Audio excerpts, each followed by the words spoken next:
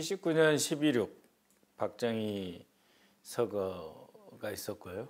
그날 밤에 평소에 정치 이야기를 절대 하지 않으신 아버님이 이제 선생님이 돌아오신다 이런 말씀을 하시더라고요.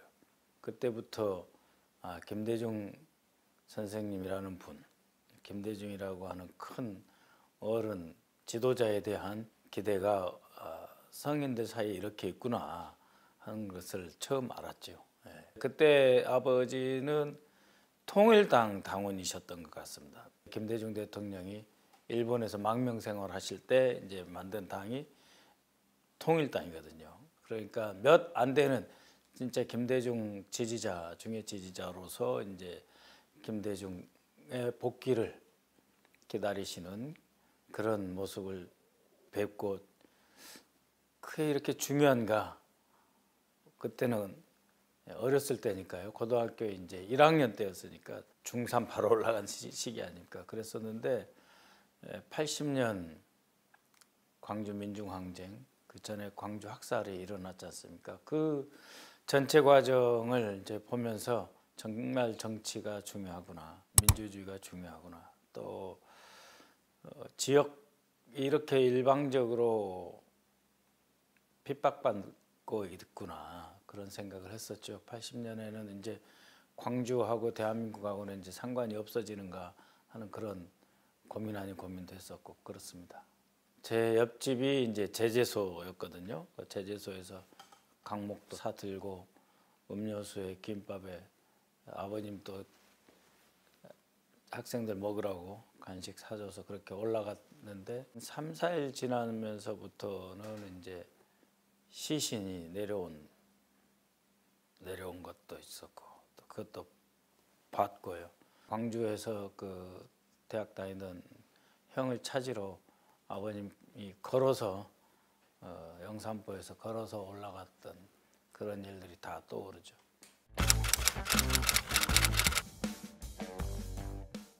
(81년에는) 그래서 교내 시위 이런 걸 좀 하다가 걸려서 그 광주 민중항쟁 1년 된 해 81년에 고3이었죠. 고3 그때 이제 교내 시위 같은 것을 주도하다가 정학도 당하고 그랬습니다. 학교에서는 절대 외부에 알려지면은 또 학교가 피해받는다. 또 선생님들 학생과장이었던 제 담임 선생님들도 어려움 고충이 있을 수 있다 해가지고 쉬쉬 덮기는 했는데 저희도 모르게 그때 학내 데모도 하고 그랬었습니다. 그래서 아버님이 말씀하셔서 회계사를 생각을 하고 이제 대학을 갔었죠. 그런데 82년, 83년 계속 그냥 있을 수는 없었고요.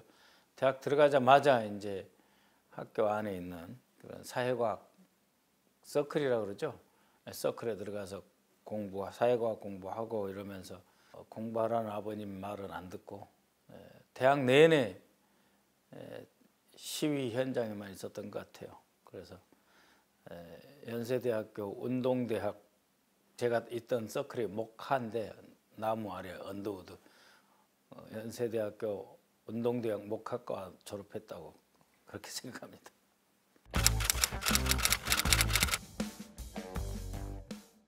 다들 그때는 학생운동, 반정부 시위, 전두환 정권, 독재 타도, 전두환 퇴진, 그리고 나서 이제 저희 때는 이제 아직 뭐 직선제 정치 이런 수중 대중 활동, 대중 투쟁까지 가기 전 단계였죠. 그래서 광주 민주화 운동과 광주 시민들이 학살당한 사건에 대해서 국제적으로 알리는 그런 투쟁을 85년에 했었죠.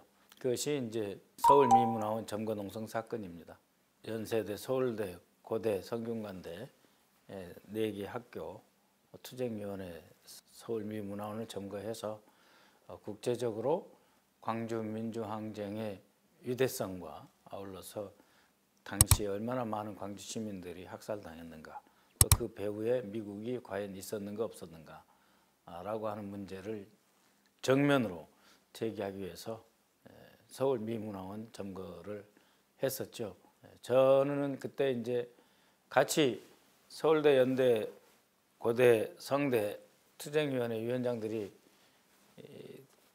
들어가기로 미문화원에 같이 점거하기로 했었는데 성균관대 투쟁위원장이 성균관대는 학교의 조직 사건 이런 것 때문에 나는 못 들어가겠다 그래가지고 그러면 서울대, 연대에서 1명 들어가고 고대, 성대에서 1명 들어가자 그래가지고 저는 남게 됐었죠. 그래서 김민석 의원과 김민석 서울대 총학생 회장과 함께 동료들은 서울미문화원 점거하고 저와 김민석 서울대 총학생 회장은 이제 언론에게 알리고 제야 쪽에 다 알리면서 이제 광주 참상, 학살의 참상과 민중항쟁의 그러한 그 숭고함, 실상을 알리는데 최선을 다했습니다.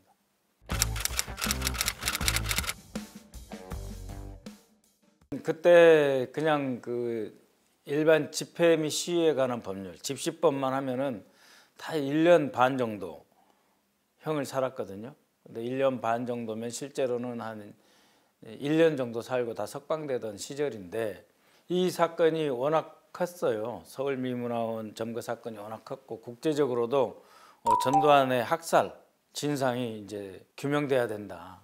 전두환이 확실히 살인마다. 그래서 더 이상 이 사람은 정권에 있으면 안 된다라고 하는 것이 낙인이 찍혀버린 사건이, 낙인을 찍어버린 그런 사건이거든요. 그렇기 때문에 저희들에게 학생들에게 가할 수 있는 최대한의 어떤 법률적 보복, 처벌을 하게 된 거죠. 그러다 보니까 국가보안법을 저희들한테 다 그래서 저는 1심에서 4년, 2심에서 3년 징역을 받았죠. 다 그래서 국가보안법 위반자가 돼 있는 거예요. 저희들은 완전 비폭력, 평화. 그래서 돌 하나 던진 적이 없음에도 불구하고 그러니까 집시법을 갖다가 이렇게 붙이면은 별로 저희들에게 이제 고통을 줄 수 없으니까 국가보안법을 덮어 씌워가지고 다른 친구들은 5년씩 받고 그랬었죠. 그러니까 3년 받고 약 2년 6개월 정도 했습니다. 지금 돌이켜 생각해 보니까 그때가 만 22세 한 6개월 정도 됐었던 나이인데 그때 구속이 돼서 참 과한 형벌이다라고 생각을 합니다만 뭐 다 그렇게 살았으니까요. 예.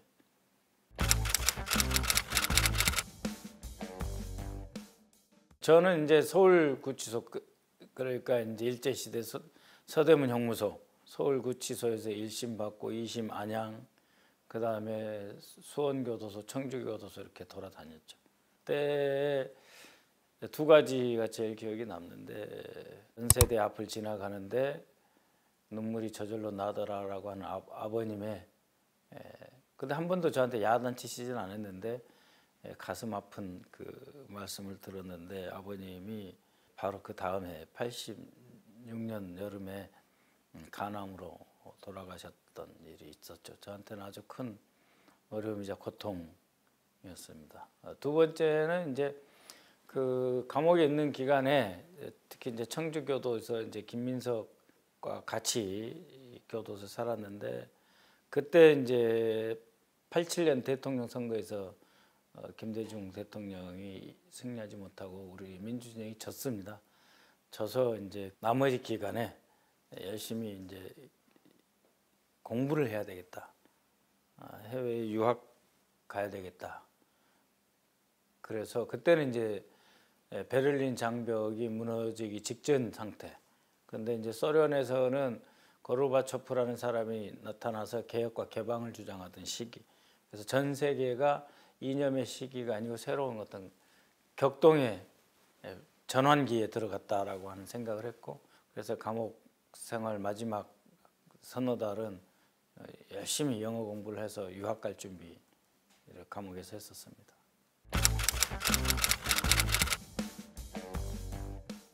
그때는 이제 뭐 면회 오는 부모님 또 친지들 통해서 이제 계속 듣게 된 거죠. 특히 그게 87년에는 이제 청주교도소에 있었는데 그때는 학생들만 한 6, 7명 되는 학생들만 그 독방에다가 쭉 가둬놨었어요. 그때 이제 저는 주로 이제 김민석하고 같이 있었는데 김민석 군 어머님께서 계속 면회 오셔가지고 이렇게 돌아가고 있다. 그래서 이제 우리 김민석 군은 이제 엄마가 보여주시는 그런 신문도 보고 면회실에서 그렇게 하면서 그걸 그대로 듣고 와가지고 그대로 우리한테 이제 설명해주고 한 40분 정도 면회하고 와가지고 한 30분을 저희한테 계속 설명해주면서 지금 바깥 세상 87년도의 민주화 운동과 직선제 개헌 어떻게 진행되고 있고 그대로 바로 대선 이어졌지 않습니까? 그 대선 때 이제 김대중, 김영삼 후보, 그다음에 노태우 그리고 백규환 후보들의 움직임에 대해서도 계속 듣고는 있었죠.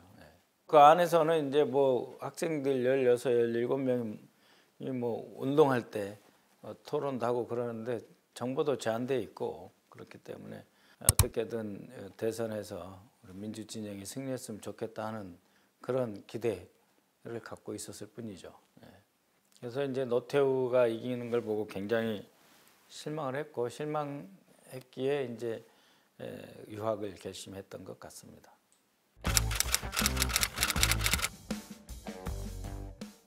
아버님께서는 뭐 회계사를 벌하셨지만 제가 걸어가야 될 길은 경영학의 길은 아니고 새롭게 그 국제정치를 공부해야 되겠다 생각을 했습니다. 왜냐하면은 이제 광주 민주화 운동이 왜 좌절되었을까 하는 그 생각을 해보면 당시에 미국이 처음에는 이 박정희를 제거하는 데까지는 열심히 한국의 민주주의와 그 인권 신장을 위해서 노력을 하다가 막상 박정희가 제거된 이후에 민주화 국면에서는 한국에서 시선을 떼어버립니다.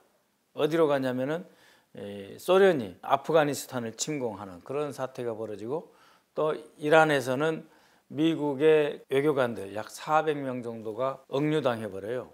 그래서 미국이 이란에서 그리고 또 한 군데는 아프간에서 두 군데서 그 안보상의 도전과 위기에 직면을 해버리니까 한국의 민주주의에 대한 시선이 사라지고 아무나 믿을 수 있는 사람, 정세를 안정시킬 사람이면 되는 거 아니냐 이런 식으로 확 바뀌면서 전두환의 등장을 용인하게 되는 거예요. 용납하게 되는 겁니다. 그런 과정을 보면서 국제 정세와 대한민국 민주주의가 아주 밀접하게 관련이 있다 생각을 해서 국제 정치를 공부할 결심을 했습니다.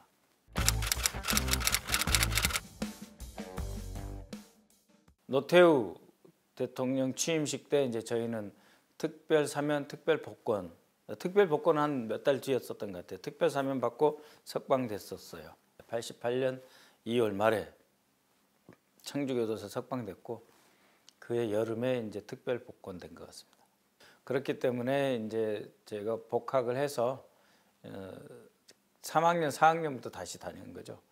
2년을 다시 다녔습니다. 물론 이제 학생운동 할 때는 4학년이었지만 사실상 뭐 저는 전혀 학과 공부를 안 했었기 때문에 3학년부터 복학을 하다시피 해서 3학년, 4학년 2년 더 다니고 다시 연세대 국제학대학원에서 동아시아학 전공을 하면서 일본의 정치, 일본의 대외 정책을 집중적으로 그때 석사 때는 연구를 했었죠. 왜냐하면 미국이 그 한국의 민주화를 적극적으로 그 지원하거나 힘이 되어지지 못하는 급한국에 전두환이 등장을 했잖아요. 그 전두환이 등장할 때 일본은 그럼 무엇을 했을까라고 하는 점을 이제 연구를 했었던 거죠. 그래서 결국은 한국, 미국, 일본이라고 하는 건 하나의 그 동북아시아에서의 그 일정한 정도의 안보 협력체처럼 움직이고 있었고, 그래서 미국이 민주주의를 지원할 때 오히려 일본은 박정희와 박정희의 뜻을 이어받는 전두환을 지원하면서 80년 5월 같은 국면에서는 미국조차도 일본이 힘쓰는 것을 막지 못하는, 그래서 전두환의 등장을 막지 못하는 결과를 보았다. 그래서 미국이 전두환의 등장을 용납한 것도 있지만 그 뒤에는 일본이 상당히 적극적으로 박정희와 박정희의 그 직계 세력을 지지하는 하는 모습을 보면서 이 한미일 안보 협력이라고 하는 것이 사실은 우리의 정치, 우리 민주주의에 어떤 영향을 미치는가 하는 문제의식을 갖게 됐고, 그것이 이제 영국에서 박사 논문으로 쭉 이어져 왔습니다. 기리의 김대중 시사회 인천에서 할 때 당원들하고 같이 봤습니다. 귀국하시기까지의 그 전체 과정, 젊은 시절 김대중의 불꽃이 튀어나올 것 같은 그런 열정을 잘 표현해 주셨는데, 거의 김대중을 다 담기에는 좀 짧지 않았나. 기리의 김대중 후속편을 정말 기대합니다. 담을 내용이 얼마나 많겠습니까? 국회의원 5번, 대통령 3번, 낙선 전문가인데 불가능한 걸 가능하게 만드는 게 정치인 거지.